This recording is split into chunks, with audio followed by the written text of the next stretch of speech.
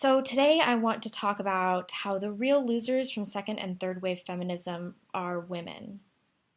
I often criticize feminism to women and gauge their reactions, and too many times to count I have heard, "You aren't a feminist?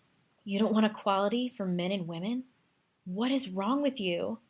Feminism gave you everything that you have." First of all, feminism didn't give me everything that I have. The patriarchy did that.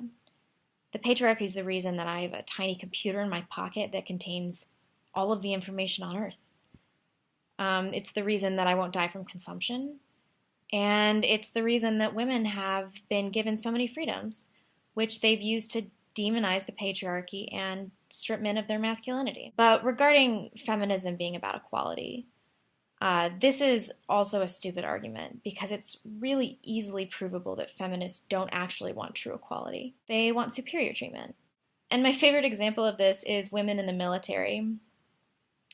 Women have demanded to be treated as equals and to serve at every post. Subsequently, the inevitable talks of drafting women began, which was going to be the obvious next step. And feminists reacted totally predictably to this and freaked out, shit their pants, thereby exposing so perfectly this myth of feminist equality. Women are largely liabilities in military service. They physically can't carry a wounded comrade to safety, and a man's protective instinct kicks in, meaning that many soldiers probably will take additional risks to rescue injured women that they otherwise wouldn't and probably should not have taken. We can't have that. We can't have that. Soldiers need to be focused, and compensating for women's physical weakness and emotional nature will only distract men and certainly weaken our armed forces. Feminist rejection of this draft proposition should force them to admit a few things.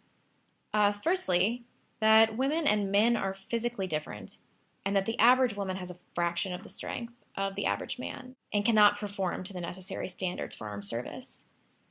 The feminist defense is often that women have to pass the same physical tests as men, but typically these standards are lowered for women.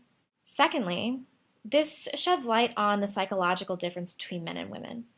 Women are inherently nurturing. In wartime and basically every culture throughout history, women have kept things going at home and raised children while men are away fighting. And that is because, in addition to male physical strength, men generally have more mental fortitude than women. They're able to better compartmentalize and subdue emotions in dire situations. I think this is another reason that women are underrepresented in dangerous jobs. Where are the feminists on that one? They don't want to be loggers or ice road truckers or other high fatality jobs. So it's obvious that feminists don't want real equality. They want their cake and to eat it too. They want men to treat them as though they possess identical characteristics. Until shit gets hard, then they want to be coddled and protected.